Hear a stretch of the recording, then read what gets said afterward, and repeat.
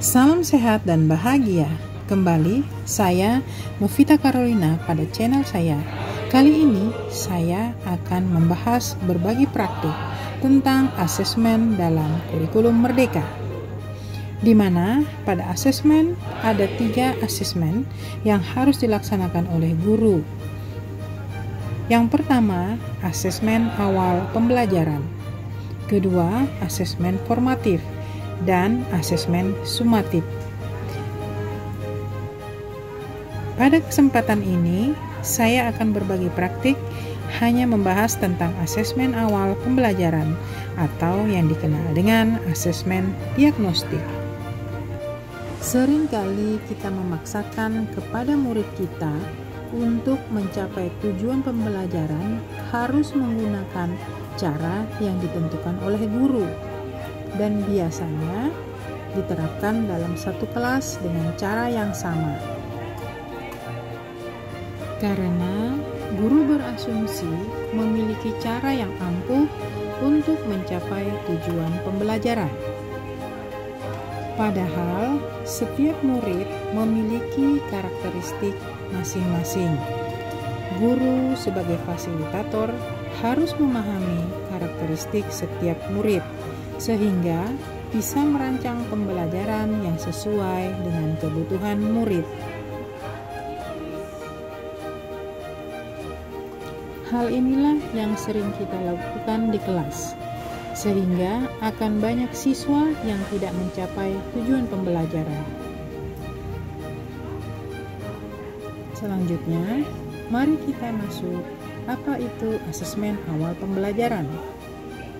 Asesmen pembelajaran adalah asesmen yang dilaksanakan sebelum pembelajaran, sehingga langkah untuk mengumpulkan data-data karakteristik musik, mulai dari kekuatannya, kelemahannya, kompetensinya, sehingga pada saat merancang pembelajaran betul-betul sesuai dengan kebutuhan murid, dan pada akhirnya bisa mencapai tujuan pembelajaran secara optimal.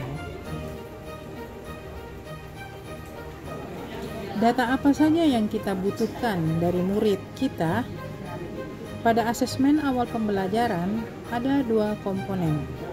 Yang pertama, aspek non-kognitif, dan yang kedua, aspek kognitif.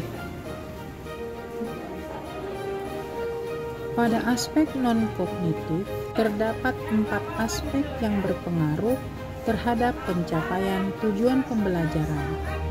Yang pertama, aspek bakat dan minat. Kedua, aspek emosi siswa. Ketiga, cara belajar. Dan yang keempat, kondisi keluarga. Komponen yang kedua adalah aspek kognitif. Kognitif mengarahkan pada analisis tujuan pembelajaran. Kognitif ini juga memetakan seperti apa kemampuan awalnya, dan dari aspek kognitif ini akan diperoleh apakah siswa paham utuh, paham sebagian, atau tidak paham. Pada aspek non-kognitif, saya memberikan beberapa pertanyaan tentang bagaimana perasaannya saat ini, seperti apa belajar yang menyenangkan, seperti apa belajar yang tidak menyenangkan, bagaimana kondisi keluarga mereka saat ini, dan kegiatan selama di rumah dan membantu orang tua.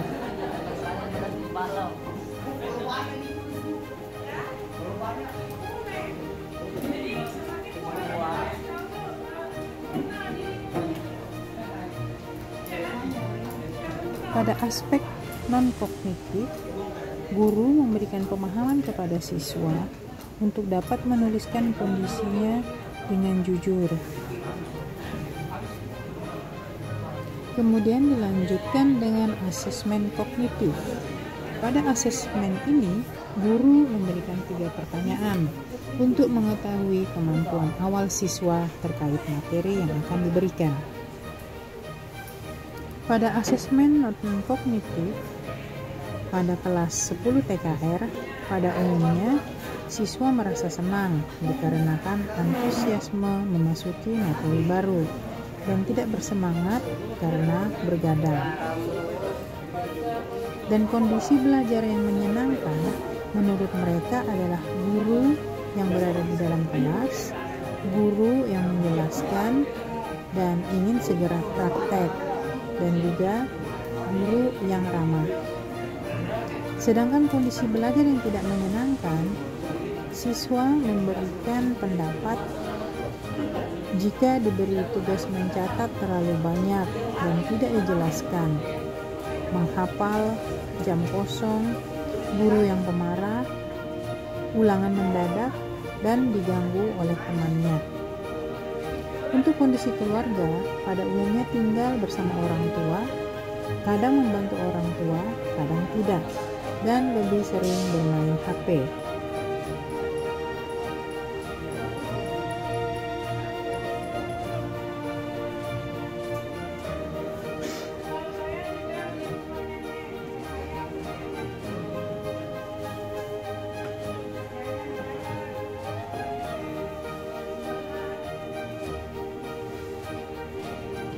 Selanjutnya, data hasil asesmen kognitif, terdapat 10% siswa yang paham utuh, 30% siswa yang sebagian paham, 70% siswa yang tidak paham.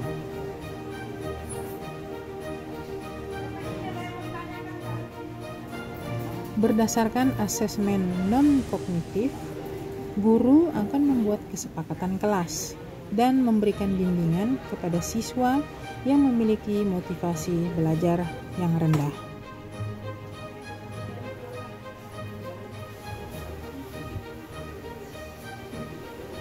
Sedangkan pada asesmen kognitif, 10% yang paham utuh, guru akan memberikan materi secara utuh kepada siswa. Kemudian 30% siswa yang sebagian paham, guru akan memberikan materi dengan pendampingan. Kemudian 70% siswa yang tidak paham, guru akan memberikan 3 submateri saja yang esensial untuk dipelajari.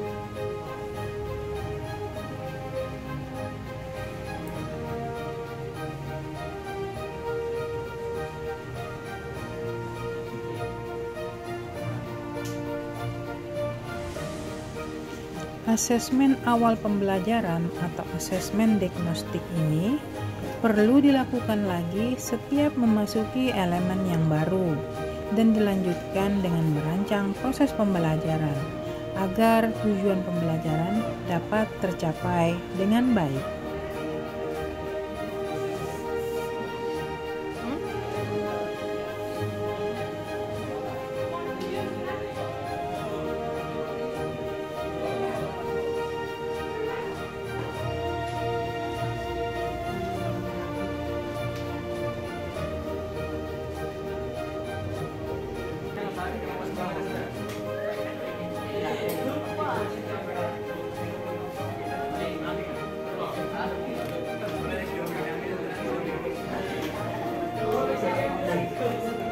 Demikianlah penjelasan praktik baik saya tentang asesmen awal pembelajaran.